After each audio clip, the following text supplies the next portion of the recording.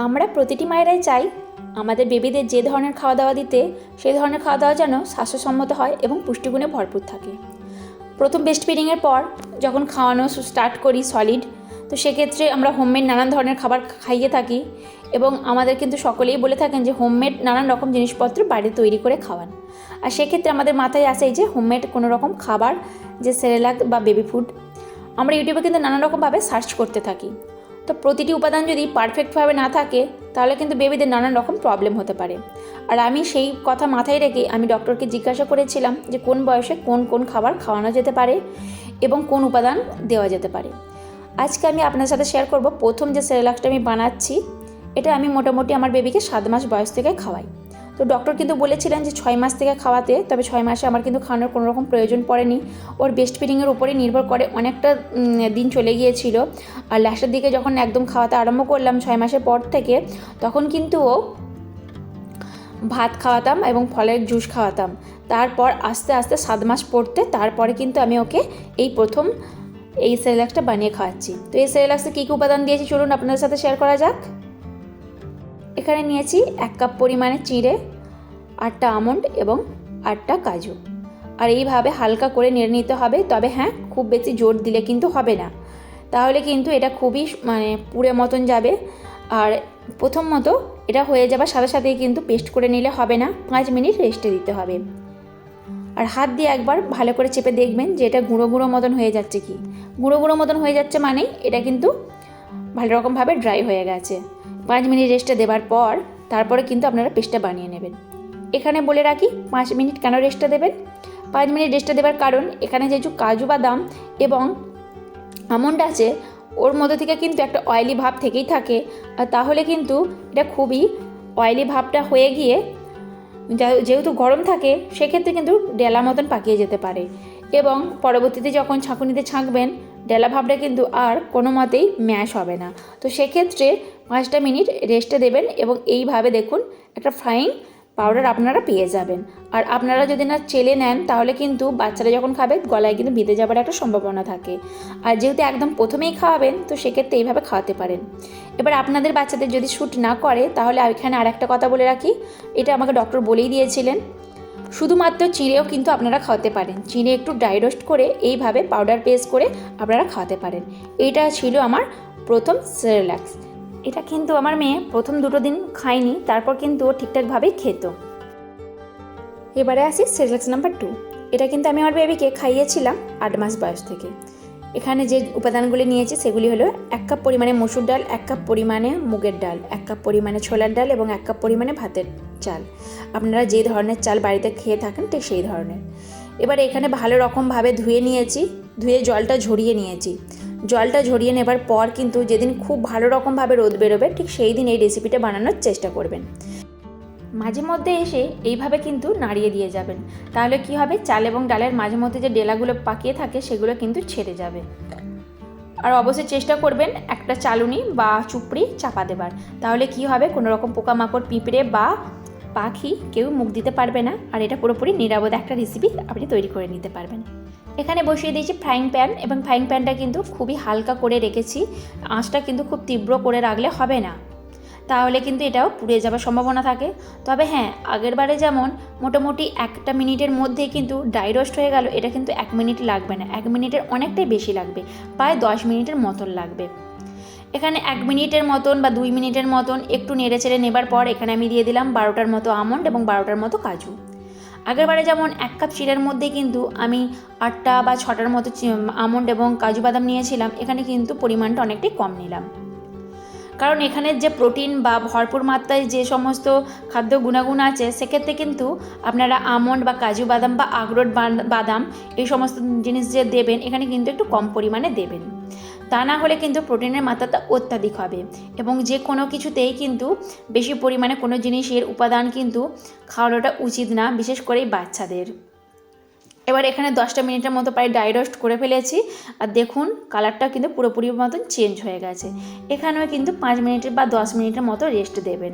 এক্ষেত্রে আরও আগে বলে রাখি, আগের বারে যেমন আমি বললাম যে 5 মিনিট রেস্টে দেবেন, এখানে কিন্তু অবশ্যই রেস্টে দেবেন, তা না হলে কিন্তু একটা ডেলা ডেলা ভাব হয়ে যাবে। আবার বিশেষ করে যেহেতু এখানে চাল ডাল এই সমস্ত পরিমাণও রয়েছে, আর খুব তাড়াতাড়ি কিন্তু করে নেবার চেষ্টা করবেন, খুব বেশি বা ঘোরাবেন না। মিক্সির ব্লেন্ডারটা যদি বারবার একইভাবে ঘোরাতে থাকেন তাহলে কিন্তু এটা অয়েলি বেসটা হয়ে যাবে। তো দেখুন কতটা ফাইন পেস্ট হয়ে গেছে। আর এইভাবে যদি আপনারা বানিয়ে রাখেন তো অনেক দিন যাবে। তার সাথে এখানে আরও একটা কথা বলে রাখি, আপনারা এমন ধরনের খাবার বানানোর চেষ্টা করবেন মানে এতটা পরিমাণে যে মোটামুটি 10 থেকে 12 দিনের মধ্যে যেন সেটা শেষ হয়ে যায়।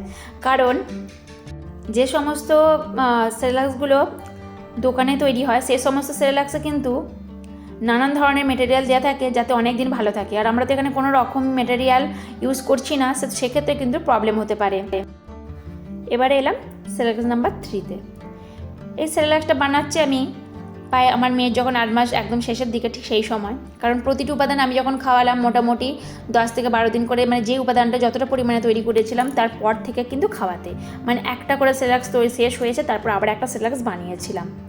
তো আমার চেষ্টা থাকে সমস্ত কিছু তো খাবে, তবে একটু সময় নিয়ে, তাই আমি প্রতিটি সেরেলাক্স কিন্তু একটা করে টাইম বা ভাগ করে নিয়ে তারপরে খাওয়াচ্ছি। এবারে আসে সেরেলাক্স নাম্বার যে 3-তে বানাচ্ছি তার জন্য কী কী উপাদান দিলাম। এখানে আমি কিন্তু নিয়ে নিয়েছি চিঁড়ে, তবে আপনারা কিন্তু চিঁড়ের বদলে এখানে ওটসও নিতে পারেন। আর তার সাথে নিয়ে নিলাম কয়েকটি আমন্ড এবং কয়েকটি কাজু বাদাম, তার সাথে নিয়ে নিয়েছি চীনাবাদাম। এই চীনাবাদামগুলো কিন্তু হাতে একটু ম্যাশ করলেই পুরোপুরি খোলাগুলো চলে যাবে। আর তার সাথে এইভাবে ড্রাই রোস্ট করে নিচ্ছি। এখানেও কিন্তু বেশিক্ষণ ড্রাই রোস্ট করার দরকার নেই, মোটামুটি 2 মিনিট কি 3 মিনিট ড্রাই রোস্ট করলেই হবে, একদম হালকা আছে।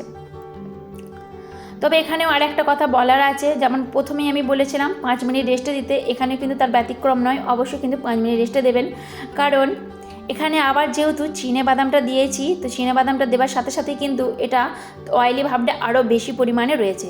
আপনাদের যাদের বাচ্চাদের একদম ওয়েট গেইন করছে না, আপনারা কিন্তু এটা খুব ভালো রকমভাবে খাওয়াতে পারেন। তবে আমি সাজেস্ট করব এখানে কিন্তু কোনো রকম মিল্ক বা কোনো ফর্মুলা মিল্ক এই সমস্ত কিছু দিয়ে খাওয়াবেন না, এটা সিম্পলভাবে জলে কিন্তু ফুটিয়ে খাওয়াবেন। আর এতে যে উপাদানগুলি দিলাম এই উপাদানগুলি কিন্তু ওয়েট গেইন করতে খুবই উপকার। আপনাদের যাদের বাচ্চাদের ওয়েট গেইন করছে না আপনারা কিন্তু এই রেসিপিটা অবশ্যই খাওয়াবেন। তবে আরও একটা কথা বলে রাখি, এই যে উপাদানগুলি আমি বানালাম এগুলো কিন্তু পুরোপুরিভাবে হোমমেড তৈরি। আর এক্ষেত্রে আরও একটা কথা বলি, বাজারে চটজলদি যে সমস্ত সেরেলাক আছে তাতে কিন্তু নানান রকমের ফ্লেভার আছে, তো তার জন্য কিন্তু আমাদের শিশুরা চেষ্টা করে যে ওই ফ্লেভারটার প্রতি আকৃষ্ট হয়ে যায়, আর ওই ধরনের খাবার কিন্তু সে বেশি করে খেতে চায়। আপনারা অ্যাভয়েড করার চেষ্টা করবেন ওই প্যাকেট জাতীয় জিনিসগুলো। আর ওখানে যে উপাদানগুলি দেওয়া থাকে সেই উপাদানগুলি কিন্তু অনেক দিন ভালো রাখতে সাহায্য করে, তার জন্য কিছু রকম উপাদান তাতে দেওয়া থাকে। এই উপাদানগুলো কি আমাদের শিশুদের জন্য খুবই উপকার? আপনারা নিজেরাই বলুন। আমরা যদি হোমমেড কোনো রকম জিনিস তৈরি করি সেক্ষেত্রে কিন্তু দেখা যায় যে সেটাতে কী ধরনের পুষ্টিগুণ আছে, কী কী উপাদান অ্যাড করছে, সেই সমস্ত কিছু আমাদের কিন্তু নখদর্পণে থেকে থাকে। এবার এখানে আমি একটু দেখে নিলাম যে কতটা পরিমাণে সফট হয়েছে আর কতটা পরিমাণে এটা মচমচে হয়েছে। সফট থাকলে কিন্তু এটা একদমই হবে না, যেহেতু দেখলাম ভালো রকমভাবে মচমচে মতন হয়ে গেছে, তো আমি এখানে একটা পেস্ট করে নিচ্ছি। তবে এখানে পেস্ট করার ক্ষেত্রে আরও একটা কথা বলার আছে, নাহলে কিন্তু হিতের বিপরীত হবে। এই ধরুন এই রকম যে মিহিটা হয়েছে আপনারা কিন্তু এখানেই ছেড়ে দেবেন। এরপর যদি আরও মিহি করতে চান সেক্ষেত্রে কিন্তু হিতের বিপরীত হবে, কারণ এতে যেহেতু বাদাম পুরোটাই বাদামের উপরই নির্ভর করছে, আবার চীনা বাদাম দিয়েছি, সেক্ষেত্রে কিন্তু এটাও পুরোপুরি একদম ডেলা পাকিয়ে যাবে। অন্যান্য যে সেরেলাক্সগুলো দেখালাম তার থেকেও কিন্তু এটা বেশি পরিমাণে ডেলা পাকিয়ে যাবে, কারণ এটা পুরোপুরি অয়েলি ভাব হয়ে যাচ্ছে। আর অয়েলি ভাব হয়ে গিয়ে যেমন নাড়ু আড়ে করলে যেই ধরনের মানে একটা শক্ত ডেলা হয়ে যায় ঠিক সেই রকম হয়ে যাবে। চেষ্টা করবেন প্রথম 2 পাক বা 1 পাক ঘোরানোর সাথে সাথেই বন্ধ করে দিয়ে এভাবে ছেলে নেবার, তাহলে কিন্তু পুরোপুরি ফ্রাইং একটা পেস্ট পেয়ে যাবেন। আশা করছি আপনাদের বোঝাতে পারলাম। আপনাদের যদি কোনো রকম কোয়েশ্চেন থাকে অবশ্যই আমায় কমেন্ট বক্সে জানাবেন। আর এটা কিভাবে খাওয়াবেন, হ্যাঁ অবশ্যই সেটাও তো বলে দেবো। তো চলুন বলে দেওয়া যাক, এবং তার সাথে আপনার সাথে দেখিয়েও দেওয়া যাক যেটা কিভাবে তৈরি করা যেতে পারে। এখানে আর কিছুই না, যে কোনো এয়ারটাইট আপনারা বক্সে রাখবেন, এবং এয়ারটাইট বক্সে রাখার ফলে কিন্তু এটা কিন্তু অনেক দিন পর্যন্ত ভালো থাকবে। আর তা না হলে কিন্তু খুব তাড়াতাড়ি খারাপ হয়ে যাবে 2-1 দিনের মধ্যেই। জলটা প্রথমে ভালো রকমভাবে বসিয়ে দিতে হবে, আর জলটা বসিয়ে দেওয়ার সাথে সাথেই দেখবেন জলটা যখন হালকা মতন গরম হয়ে যাবে তখন এই 1 কাপ মানে 1 স্পুন পরিমাণ বা 1.5 স্পুন পরিমাণ আপনাদের শিশুরা ঠিক যেই ধরনের খেতে চাইবে, মানে যেই পরিমাণ খেতে চাইবেন ঠিক সেই পরিমাণে দিয়ে দেবেন। এবার ভালো রকমভাবে ফোটাতে হবে। তবে এখানে আমার জলের পরিমাণটা একটু বেশি কম হয়েছিল, আপনারা চেষ্টা করবেন জলের পরিমাণটা অনেকটা একটু বেশি দিয়ে তারপর ফোটাতে, কারণ জলটাতে অনেকটা পরিমাণে বেশি দিয়ে না ফোটালে পারে এটা কিন্তু খুব তাড়াতাড়ি একদম গাঢ় পেস্ট হয়ে যাবে। বিশেষ করে এই যে চাল ডালের যে রেসিপিটা দেখালাম, এই চাল ডালের যে রেসিপিটা দেবেন এটাতে কিন্তু খুব বেশি পরিমাণে জলটা দেবেন, এবং এটা কিন্তু ফুটিয়ে নেবার নিয়ম হলো মোটামুটি 7 থেকে 8 মিনিট। 7 থেকে 8 মিনিট অবশ্যই ফোটাবেন, তার বেশি ফোটাবেন তো কম ফোটাবেন না, কারণ এ তো পুরোপুরি চাল এবং ডালের সংমিশ্রণ আছে। তো আশা রাখছি আপনাদের একটু হলেও বোঝাতে পারলাম, আর যদি ভালো লেগে থাকে তাহলে অবশ্যই একটা লাইক এবং একটা কমেন্ট করবেন। আই হোপ আপনাদের একটু হলেও ভালো লেগেছে। যদি ভালো লেগে থাকে তাহলে অবশ্যই একটা লাইক এবং একটা কমেন্ট করবেন। আপনাদের একটা লাইক একটা কমেন্ট আমাকে পরবর্তী ভিডিও বানাতে মোটিভেট করে। আপনাদের যদি কোনো রকম কোয়েশ্চেন থেকে থাকে তাহলে অবশ্যই কিন্তু কমেন্ট বক্সে রেখে যাবেন, আমি চেষ্টা করব উত্তর দেবার। শেষ পর্যন্ত দেখার জন্য ধন্যবাদ।